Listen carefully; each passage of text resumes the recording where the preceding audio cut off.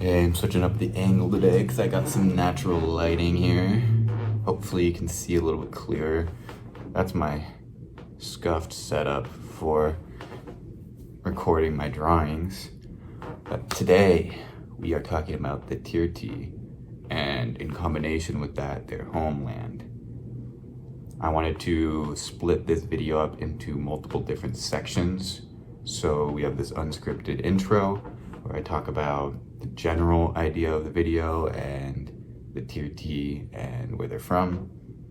Then I want to show some of the work I've done, and I have a time lapse later on. So let's get started. So the way I was thinking of doing this is each time we explore one of these cultures, we explore not only the culture and the biology of that race, but also their homeland or their current location, sometimes both if it's different, and the flora and fauna and the creatures, all of that would be around them that would help shape their culture. So you really can't do it separately, really, if you want to do it well, in my opinion. But this video is just a general overview of the important general ideas behind the Tyrti and where the Tyrti are from. I talk with my hands a lot, I hope that's not distracting. But I wanted to then split off into more specific videos as we go. So each subsequent video on the Tyrti will be diving into depth, one subject a little bit more. Probably starting with the location, getting a map drawn out, or just fleshing out more creatures and things along that line, and then moving forward from there. But this video, I just wanted to talk generally about the Tyrti, which I know we've already talked about them, but let's get into that. So the map. I don't have one drawn. I want to do that maybe next time. But I wanted to give a general idea of the landscape we're looking at. So if you remember, we have a Yellowstone area centered around a mountain range to the east. So we already talked about this mountain range. In that area around the mountain range is geysers and sulfur pools, and it's much warmer than the rest of the province. It's not warm, but relatively it is. It still snows in the winter, but it's not frozen year round.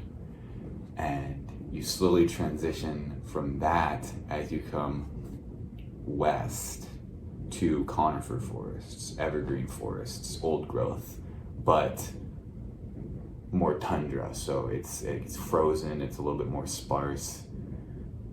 And as you get further, the more it thins out, and the colder it gets, and you get more and more north, and you get these icy wastelands, and that takes up the majority of the province.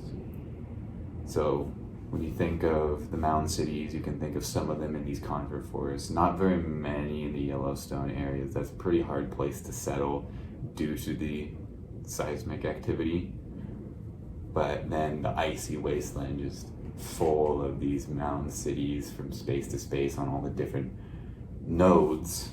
The mountain cities are built on magic nodes, which are where the flow of magic accumulates into a node. And the Tyrti, their culture, revolves around these rivers and these nodes because they are naturally attuned to these. They have a natural affinity to sense the flow of the rivers and the nodes and to be able to connect to them. And when you connect to a magic node or you tap into a magic node, that is how spellcasting works. That's how magic works. You have to pull from these nodes and these rivers and go with the flow of it for it to work. Well, generally, there is magic methods that people use that they work against it. It's harder, but it can be more powerful if you control it instead of going with it, and if you control it and pull it away. But that's a topic for another video.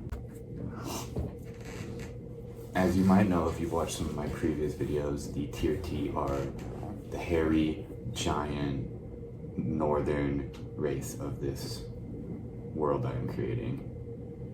And they are mostly peaceful through history, and they are traditionally nomadic, although they have transitioned in the past centuries to developing cities from the influence of other cultures.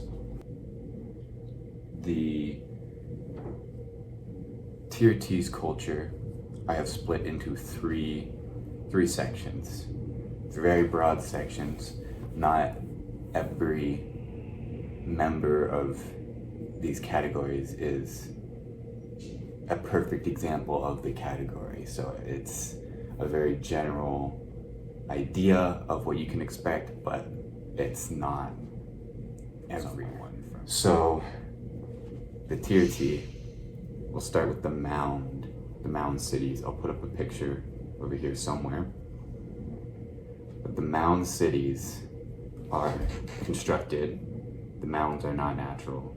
They construct these mounds, and hopefully you can see a mound around the mounds as a sort of dirt wall of sorts, making a steep hill to deter people or creatures from coming into their area. And they are structured from higher to lower class, literally. So higher class at the top of the hill in a usually walled top that leads down into the side of the mountain, or around, sometimes both, where the lower class lives, and then out around the outside if they are able to have any agriculture. Along with the mound cities came a lot more domestication of animals, because you need to feed that large population that is staying in place. So one of the things I have developed here is these creatures, sort of a rabbit, but like very large. Think about a dog-sized rabbit is what you got, and they have herds of these that they raise, especially in the further north where they can't grow crops as much. There's the second group, which is the nomadic group. Hopefully I'll have an illustration for each of these groups, and you'll get an idea of the general aesthetic that they would each have. It's not too different for this one, but it will be in other cultures. But the nomadic are the more traditionalist Tyrti. They obviously travel around the province, and they follow their prey, which is mostly these floating jellyfish. I've done an illustration of them, or a concept. We'll see if it stays like that. But these jellyfish are very important to the Tyrti and their culture, because their jelly provides the majority of the food for the Tyrti through most of history. It's become a staple of their diet. They use the jellyfish's stingers after they have killed them. After a certain amount of time, they no longer sting, and they can make rope and thread and all kinds of useful things out of them. So that's another important resource. That's also important to their mythology, because they were such a saving grace in this desolate land they live in ancient times. It has become important to their culture, and there's lots of myths around them, including myths with the Northern Lights, which also are here. these floating through the sky, all these different colors. They're kind of like a kaleidoscope of light coming through them, the way these jellyfish work. And they'll shift and change as they go, and it looks like the Northern Lights. I might share that later in the video, but for now we'll move on to the third cultural group, which is the newest, and it is a reactionary group. So the Aborians, the High Elves, are from the west of the Tyrti in the jungle, and they have been slowly expanding outwards and taking up more space.